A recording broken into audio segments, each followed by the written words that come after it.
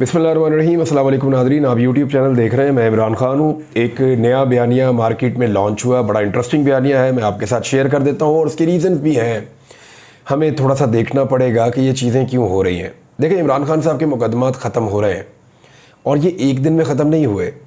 रोज़ाना रिपोर्ट करते रहे, आज 2 मुकदमात ख़त्म हुए, आज 1 ख़त्म हुआ, आज एक और अदालत से ज़मानत हो गई, आज एक और अदालत में एक और केस जो है वो ख़त्म हो गया। जब इमरान खान साहब को रोज़ाना की बुनियादों पर सज़ाएं दी जा रही थी तब बहुत सारे लोग नहीं बोले, लेकिन अब जब रोज़ाना एक आधा मुकदमा, जिसके ऊपर 200 मुकदमे होंगे, उसका रोज़ाना एक आधा ही ख़त्म होगा ना। कभी 2 ख़त्म हो जाएंगे, कभी 3 ख़त्म हो जाएंगे। भी मुकदमात ही इतने ज़्यादा हैं। पाकिस्तान में किसी लीडर के ऊपर तीसरा चौथा मुकदमा करना ही नहीं पड़ा। नवाज शरीफ पे 2 पर्चे डालो और नवाज शरीफ साहब काबू आ जाते हैं। जरदारी साहब पे 1 मुकदमा बन जाए, 2 बन जाए, काबू आ जाते हैं। इमरान खान साहब क्योंकि सिस्टम में उस तरीके से वो नहीं थे जिस तरह बाकी लोग थे, और वो उस तरह एक्सपोज भी नहीं थे इमरान खान साहब, तो उनको काबू करने के लिए वो 200 के करीब पर्चे कर दिए गए, फिर भी वो काबू नहीं आए।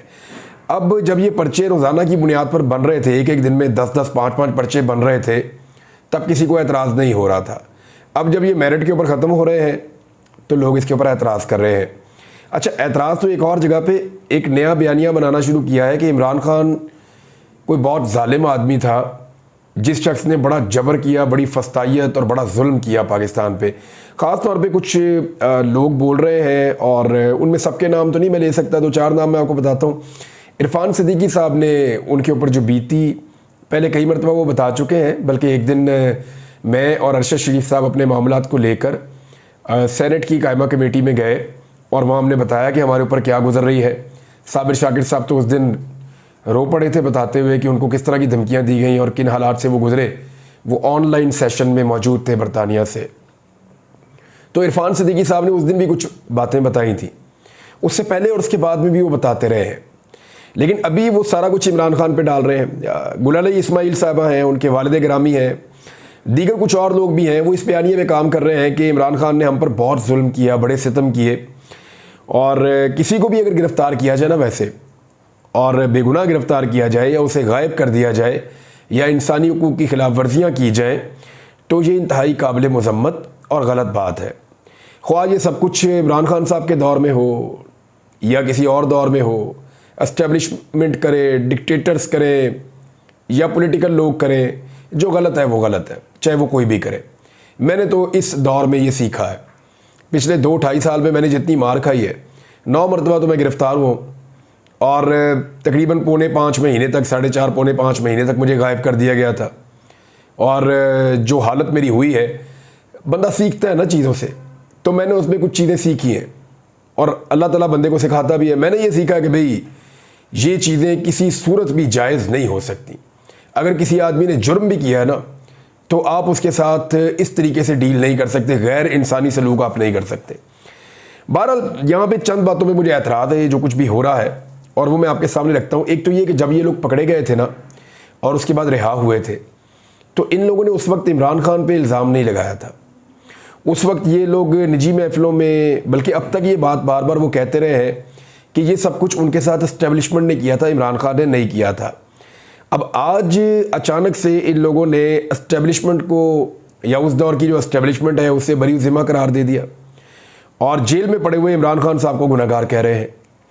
नंबर 2 ये है कि कुछ ने उस वक्त इन मामलात से जान छुड़वाने पर या नोटिस लेने पर इमरान खान साहब का शुक्रिया भी अदा किया था, लेकिन आज वो इमरान खान साहब को ही ब्लेम कर रहे हैं। एक और चीज़ ये है कि अगर इन्हें जबर और फस्तायत के ख़िलाफ़ बोलना है इन लोगों को, तो इससे अच्छा मौका और क्या होगा कि आज एक ऐसा साबिक वज़ीर आज़म इमरान खान वो जेल में है, जिस पर लगभग 200 के करीब मुकदमात बनाए गए हैं, जिसे गोलियां मारी गई हैं, और इमरान खान के बकौल उन्हें कई मरतबा कत्ल करने की कोशिश की गई है, जिससे उसका इंतखाबी निशान भी छीन लिया गया, जिसकी वाज़ेह अक्सरियत थी, 2/3 अक्सरियत से ज़्यादा वो जीत रहा था, उसको हार में बदल दिया गया, जिसका नाम और तस्वीर तक टीवी चैनल पे या मीडिया में चलाने पर बैन है। ये पहला सियासी कैदी है जो पकड़े जाने से लेकर अब तक ना दिखाई दिया ना सुनाई दिया। इसकी जमात के 10,000 से ज़ायद बंदे गिरफ्तार किए गए, उसके खिलाफ कवानीन तक बदल दिए गए। यानी इमरान खान को काबू रखने के लिए और उसके खिलाफ जबर और फस्तायत की फ़िज़ा को कायम रखने के लिए यहाँ तक ये निज़ाम गया कि असम्बली के ज़रिए से कवानीन बदलने शुरू कर दिए। अभी रिटायर्ड जजों को लाने तक की बात हो गई कि ट्रिब्यूनल्स के अंदर लाए जाएंगे, हत्ता कि सुप्रीम कोर्ट ऑफ पाकिस्तान में भी रिटायर्ड जजेस लाए गए हैं।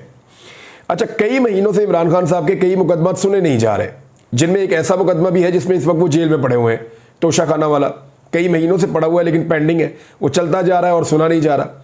इद्दत जैसा घटिया तरीन केस भी जिस आदमी पे चलाया गया, उस आदमी के हक में बोलने की बजाय अगर अचानक से लोग उसको जालिम और जाबिर साबित करना शुरू कर दें तो ये बहुत अजीब बात है। और ये वो लोग हैं जो माजी में ये इल्ज़ामात इमरान खान साहब पे नहीं डालते थे। तो एक प्रोपेगेंडा है, आने वाले दिनों में आप इसको तेज़ होता हुआ देखेंगे। लेकिन हमें एक बात याद रखनी है कि पाकिस्तान के अंदर जो भी जबर और जुल्म पॉलिटिकल पार्टीज़ के ऊपर हुआ, अगर वो सबसे बड़े पैमाने पर किसी सियासी जमात के साथ हुआ है तो इस दौर में जो मौजूदा सियासी जमातें उनमें वो पाकिस्तान तहरीक इंसाफ है। हाँ, पीपल्स पार्टी ने ज़िया-उल हक के दौर में बहुत मुश्किलात देखी, लेकिन वो एक डिक्टेटर का दौर था।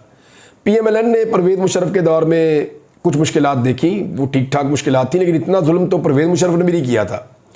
अब जो कुछ पाकिस्तान तहरीक इंसाफ ने देखा है, जितने बड़े पैमाने पर गिरफ्तारियाँ, 200 मुकदमात, ये भी पकड़ लो वो भी पकड़ लो, फिर जिस तरह इनके साथ इलेक्शन में किया गया, जिस तरह चीज़ें एक्सपोज हुई हैं, इनकी जीती हुई सीटें किसी और को दे दी गई, फिर मखसूस नशिस्तें हारने वाले उम्मीदवारों को दे दी गई, ये सारे वो उस तरह के खेल हैं। लेवल प्लेइंग फील्ड नहीं थी। फिर धांधली वाला केस नहीं सुना जा रहा। ये लेवल हमने आज तक नहीं देखा। पाकिस्तान में बहुत सारे सहाफ़ी हमें मिलते हैं, वो लोग भी मिलते हैं जिन्होंने 70 के इलेक्शन भी कवर किए हुए हैं, 70-80 के भी। वो बड़ा खुल के कहते हैं, जिन्होंने ज़िया-उल हक का दौर भी देखा हुआ, सहाफ़त करते रहे। वो बुजुर्गवार आजकल ये फरमाते हैं, वो ये कहते हैं जी हमने बहुत कुछ देखा है इस मुल्क में, लेकिन इतनी तबाही कभी नहीं देखी हमने इलेक्शनों में धांधली देखी है, लेकिन इलेक्शनों में धांधलियाँ भी देखी हैं, जुर्लू भी देखे हैं, लेकिन इस तरह का जुल्म और फसाइयत हमने नहीं देखी कि पूरा का पूरा इलेक्शन ही बदल के कहीं से कहीं कुछ और कर दिया गया। ये उन्होंने कभी पाकिस्तान में विटनेस नहीं किया। बहरहाल आ जाते हैं जमात इस्लामी पे। जमात इस्लामी ने ऐलान किया था कि वो 26 तारीख को धरना देंगे। आज 27 तारीख है। वो धरना देने के लिए आए तो कुछ कंटेनर लगा दिए गए इस्लामाबाद में। उसके बाद जो है वो रास्ते बंद किए गए, पुलिस ने उनके लोगों को गिरफ्तार करना शुरू किया। तो जमात इस्लामी में और तहरीक लब्बैक में कुछ मुख्तलिफ था। तहरीक लब्बैक को प्रोटोकॉल के अंदर लाया गया, जमात इस्लामी के लोगों को गिरफ्तार किया गया और फिर आहिस्ता आहिस्ता चीज़ें जो है वो तब्दील होना शुरू हुई। जमात इस्लामी के इंतज़ामिया के साथ मुज़ाकरात हुए, ज़िली इंतज़ामिया के साथ, और पिंडी की इंतज़ामिया से उनके मुज़ाकरात कामयाब हो गए और फिर ये फैसला हुआ कि 3 दिन तक वो लोग धरना देंगे और ट्रैफिक ब्लॉक नहीं होगी।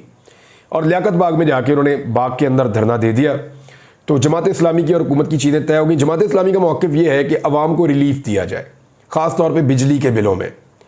देखें, बिजली के बिलों ने आम आदमी की कमर तोड़ दी है, उसके लिए जमात इस्लामी निकली, ये बहुत अच्छी बात है। लेकिन जमात इस्लामी की एक बहुत बड़ी खूबी है कि वो कभी भी अपने आप को बंद गली में नहीं जाने देती और हमेशा अपने मौक़िफ़ में कुछ लचक मौजूद रखती है। मिसाल के तौर पे नईमुल हक साहब ने जहाँ पे तनकीद की हुकूमत के ऊपर, बिलों के ऊपर, इन चीज़ों के ऊपर, वहाँ उन्होंने पाकिस्तान तहरीक इंसाफ पर भी तनकीद करके बैलेंस किया। उन्होंने कहा जी तहरीक इंसाफ के पास अगर फॉर्म 45 मौजूद हैं तो फिर वो नए इलेक्शन की बात क्यों कर रहे हैं? उन्हें फॉर्म 45 के मुताबिक अपनी सीटें वापस लेनी चाहिए। अगर वो नए इलेक्शन की बात करते हैं तो फिर दाल में कुछ काला है। तो मैं कुछ चीज़ें आपको बता दूं। एक तो ये शुएब शाहीन साहब की तरफ से इसका जवाब मौजूद है और PTI से जब मेरी बात होती है तो बहुत क्लियरली कहते हैं, वो ये कहते हैं कि या तो इलेक्शन ट्रिब्यूनल्स के ज़रिए से इंसाफ फराहम करने दिया जाए, ये रिटायर्ड जजों वाला ड्रामा ना किया जाए और रोड़े ना अटकाए जाए और जजेस को फैसला करने दिया जाए, फैसला हमारे हक में आए या जो फॉर्म 47 के जाली उम्मीदवार हैं उनके हक में आए, हम उसको मानेंगे, लेकिन कम से कम जजेस को फैसला करने दिया जाए। ये उनकी एक डिमांड है। अब पाकिस्तान तहरीक इंसाफ ये कहती है कि या तो ये किया जाए और अगर ये नहीं करना और इसमें रोड़े अटकाने तो फिर हम नए इलेक्शन की तरफ जाएंगे, क्योंकि पाकिस्तान में एक गलत इलेक्शन हो गया। और उसकी एक सबूत ये है कि सुप्रीम कोर्ट ऑफ पाकिस्तान ने अपने फैसले में ये बात लिख दी है कि इलेक्शन कमीशन ने सुप्रीम कोर्ट ऑफ पाकिस्तान के फैसले की गलत तशरीह की और उस गलत तशरीह की वजह से पूरा का पूरा इलेक्शन फारिग हो गया, पूरा का पूरा इलेक्शन खराब हो गया। सबसे बड़ी पॉलिटिकल पार्टी को दीवार के साथ लगा के इलेक्शन से बाहर धकेल दिया गया और फिर अभी इलेक्शन धांधली वाला केस भी लगना है। तो ऐसे में तहरीक इंसाफ के 2 बुनियादी मुतालबात हैं। नंबर 1, वो ये कहते हैं कि फॉर्म 45 के मुताबिक आप हमारे उम्मीदवारों को वापस आने दें और जो जीते हुए हैं उनको सीटें दी जाएं ट्रिब्यूनल्स के ज़रिए से। अगर ये नहीं करना, इसमें रोड़े अटकाने, तो फिर हम नए इलेक्शन का मुतालबा करेंगे। लेकिन जमात इस्लामी के बारे में एक चीज़ मैं आपको और बताऊं, जब जमात इस्लामी के 3 उम्मीदवार जो इस्लामाबाद से इलेक्शन हारे थे, उनके पास भी फॉर्म 45 है ना, हारने वाले जीतने वाले सबके पास होते हैं। तो जमात इस्लामी के उम्मीदवारों से जब ये पूछा गया सहाफ़ियों की जानिब से कि जनाब आपके पास जो फॉर्म 45 है उसमें कौन जीता है, तो उन्होंने कहा तहरीक इंसाफ जीती है। तो उन्होंने कहा जी बड़ी अच्छी बात है। बाकी जमातों से भी ये कहा गया है, मुस्तफ़ा नवाज़ खोखर साहब भी ले गए हैं, अब पीपल्स पार्टी तो नहीं लेके जाएगी ना, उनके इत्तेहादी जीते हुए, तो मुस्तफ़ा नवाज़ खोखर साहब भी ले गए हैं, कुछ और उम्मीदवार भी ले गए हैं। तो जमात इस्लामी एक अच्छी तगड़ी जमात है। तो जमात इस्लामी इसमें फ़रीक बने, इस्लामाबाद की 3 सीटों में ट्रिब्यूनल के पास अपने फॉर्म 45 रजा कराना तौर पर जाके जमा करवा दे। इससे ये होगा कि केस मजबूत होगा और जो लोग सीट जीते हैं हकदारों को उनका मैंडेट मिल जाएगा, जैसा कि वो चाहते भी हैं। नईमुर रहमान साहब उन्होंने अभी बात भी की और उन्होंने ये फरमाया कि जी बिल्कुल ठीक है, फॉर्म 45 अगर इनके पास मौजूद है तो उसके मुताबिक जीतें। लेकिन जमात इस्लामी के उम्मीदवारों ने हैरान कुन तौर पर मना कर दिया। उनकी जो क़यादत है इस्लामाबाद की, उन्होंने मना कर दिया। उन्होंने कहा जी PTI की लड़ाई है, PTI जाने, उनकी लड़ाई जाने। तो उनको सहाफ़ियों ने ये कहा, एक दो सहाफ़ी मेरे दोस्त हैं, उन्होंने ये सवाल पूछा। उन्होंने कहा सर PTI की लड़ाई नहीं है, अवाम के मैंडेट का मामला है। आप इलेक्शन हार गए, लेकिन आप जानते हैं कि जीता कौन है और हारा कौन कौन है, तो आपको जाकर गवाही देनी चाहिए। तो जमात इस्लामी के लोगों ने गवाही देने से इनकार कर दिया। उनके ऊपर एक दबाव था जिसकी वजह से उन्होंने गवाही नहीं दी। बहरहाल जमात इस्लामी कह रही है जी महंगी बिजली के खिलाफ लियाकत बाग में उनका धरना जारी है। 3 दिन का टाइम गवर्नमेंट के साथ तय हुआ है, लेकिन वो कहते हैं हम 1 महीने तक भी बैठे रह सकते हैं। तो क्या हुकूमत को उनके लियाकत बाग में बैठने से कोई फ़र्क पड़ेगा, एक अहम सवाल है। फिर जमात इस्लामी के जो कारकुनान गिरफ्तार किए गए थे उनके बारे में खबर आई कि बहुत सारों को रिहा भी कर दिया गया है। डिमांड पता क्या होनी चाहिए? एक्चुअली जो प्रॉब्लम है ना वो है IPPs का। मेरे ख्याल में डिमांड ये होनी चाहिए कि IPPs पर एक जुडिशल कमीशन बना दिया जाए पाकिस्तान में और तहकीकात की जाए कि कौन जिम्मेदार है ऐसे मनसूबों का कि 745 रुपए का एक यूनिट हम खरीद रहे हैं। 745 रुपए का यूनिट हम खरीद रहे हैं, 350 का यूनिट भी ले रहे हैं। भाई इतना महंगा यूनिट तो पूरी दुनिया में कहीं नहीं है। यानी सोने से तो बिजली नहीं बन रही ना, बिजली तो उसी फॉर्मूले से बन रही है जैसे बाकी बनाते हैं। तो दुनिया की महंगी तरीन बिजली हम बनाने वालों में शामिल हो गए।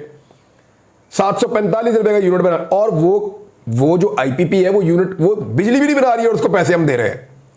या तो वो बिजली बना रहे हो, वो बिजली बना ही नहीं रहे, हम उनको पैसे देते जा रहे हैं। तो इन लोगों को जिनकी जेबों में ये पैसा जा रहा है, इन्होंने और हुक्मरानों ने मिलकर कैसे ये मुआहदे किए, इन मुआहदों को देखते हुए इन लोगों को पकड़ा जाए, इनके खिलाफ कानूनी कार्रवाई की जाए और जिम्मेदारान को सजाएं दी जाए। ये होना चाहिए बेसिकली मुतालबा। अभी हुकूमत जो है ना वो कामयाबी इसको नहीं समझती कि वो कर्जे उतार रही है, वो तो कामयाबी इसको समझती है कि जो कर्जे हमने चाइना को और सऊदीया को और बाकी मुल्कों को देने हैं ना, सिर्फ उनको देने के लिए हमें थोड़ा टाइम और मिल जाए। तो इसी को ये हुकूमत इस वक्त एक बहुत बड़ी कामयाबी समझ रही है। बहरहाल एक चीज़ तो मैंने नोट की है कि पाकिस्तान तहरीक इंसाफ के लिए ऐसा माहौल कभी भी नहीं बनता जो बाकी पॉलिटिकल पार्टीज़ के लिए बन जाता है। इसके पीछे एक रीज़न है जो मुझे समझ आई, और वो ये है कि जो सियासी जमात जाली फॉर्म 47 पे बनने वाली हुकूमत को किसी भी सूरत में तस्लीम करेगी, उसके बाद ये हक होगा कि एहतजाज करे, जलसा करे, जुलूस करे, वो कर सकती है। लेकिन जो पॉलिटिकल पार्टी इसको नहीं मानेगी और वो ये कहेगी इस हुकूमत को गिरना चाहिए, घर जाना चाहिए, ख़त्म होना चाहिए, क्योंकि इनकी 17-18 सीटें ही अपना वज़ीर आज़म बना के कैसे बैठ गए, तो उस जमात को कभी मौका नहीं दिया जाएगा। जो बेसिकली चीज़ समझ आ रही है वो ये है, और यही हम होता हुआ भी देख रहे हैं। एक शिकवा कादी फ़ायद ईसा साहब ने किया, और वो शिकवा मैं आपको ज़रूर बताना चाहूँगा, लेकिन अफसोस के इजहार के साथ। कादी फ़ायद ईसा साहब ने कहा कि तहरीरी अहकामात जारी करने में जो ताख़ीर हो रही है उस पर उन्होंने अफसोस का इजहार किया है, और ये मामला जो है वो मखसूस नशिस्तों वाला मामला है जिसके साथ मुबैना तौर पर काजी फ़ायद ईसा साहब का एक्सटेंशन का केस जुड़ा हुआ है। मखसूस नशिस्तें मिलेंगी PDM की जमातों को, तो कादी फ़ायद ईसा साहब के लिए कानून साजी हो सकेगी और फिर उनको एक्सटेंशन मिल सकेगी, अगर तो मिलनी है तो। अब इसमें जो है वो उन्होंने इजाफी नोट में कादी फ़ायद ईसा साहब ने कहा कि जजेस को अपने काम की अखलाकियात से बालातर होना चाहिए, और इस बात पर रोशनी डाली कि समाअत ख़त्म होने के बाद फ़ौरन कानून और प्रैक्टिस के मुताबिक तहरीरी अहकामात जारी करने चाहिए। अब ये उन्होंने कह दिया, लेकिन मेरा एक सवाल है यहाँ पे, वो ये है कि इस्लामाबाद हाई कोर्ट के चीफ जस्टिस साहब जनाब जस्टिस आमिर फारूक साहब, टेरियन वाइट का केस उनके पास जाता है और वो 1 साल तक अपना फैसला जारी नहीं करते। यहां पे तो अभी चंद दिन हुए हैं और कादी फायदीसा साहब जो हैं वो जल्दी में हैं, वो अफसोस का इजहार कर रहे हैं। लेकिन वहां पे देखें ना, 1 साल हो गया टेरियन वाइट वाला केस, फिर एक नया बेंच भी बना दिया। अब उसके ऊपर जो है वो एक रेफरेंस भी आया हुआ, देखते हैं उस मामले का क्या बनेगा। लेकिन जाते जाते एक चीज़ मैं आपको बताऊं, सरताज गुल वजीर साहिबा के घर पे भी छापा मारा गया। पाकिस्तान में जिन लोगों के ऊपर आप फख्र कर सकते हैं ना, सियासी लोगों के ऊपर, वो सब पॉलिटिकल पार्टीज़ में है। यानी मुझे ANP में इफ्तिखार साहब बहुत पसंद है, उन्होंने बड़ी कुर्बानियाँ दी हैं लेकिन अपना मौक़िफ़ नहीं बदला। मुझे इवन MQM में 2-3 लोग बहुत पसंद है, PMLN में कुछ बहुत अच्छे लोग हैं जिन्होंने अपनी इज्जत भी बचाई है। इसी तरह पाकिस्तान तहरीक इंसाफ में जिन लोगों के ऊपर आप बहुत ज़्यादा, आप ये कह सकते हैं कि यार फ़ख्र ऐसे लोग भी पाकिस्तान में पॉलिटिक्स कर रहे हैं, उनमें से एक सरताज गुल वजीर साहिबा भी हैं, जिन्होंने एक आम लड़की होने के बावजूद उन्होंने मुकाबला किया जागीरदारों का, बहुत तगड़े और बड़े सरदारों का। और ये मुकाबला कोई ये 2-4-10 दिन का नहीं है, उन्होंने ये मुकाबला किया। ये बाकी लोगों की लड़ाई तो अब 2-2.25 साल पहले शुरू हुई है। सरताज गुल वजीर ने एक बड़ा मुकाबला किया है गुज़िश्ता कोई 12-13 साल से। वो जब से पॉलिटिक्स में आई है, ये सख्त मुकाबला वो कर रही हैं, सरदारों के खिलाफ इलेक्शन लड़ती हैं और जीत कर दिखाती है। ऐसे लोगों पर फख्र करना चाहिए। उनके घर पे छापे मार रहे हैं जाके। लेकिन मैंने ये देखा कि मर्दों को भी पीछे छोड़ दिया।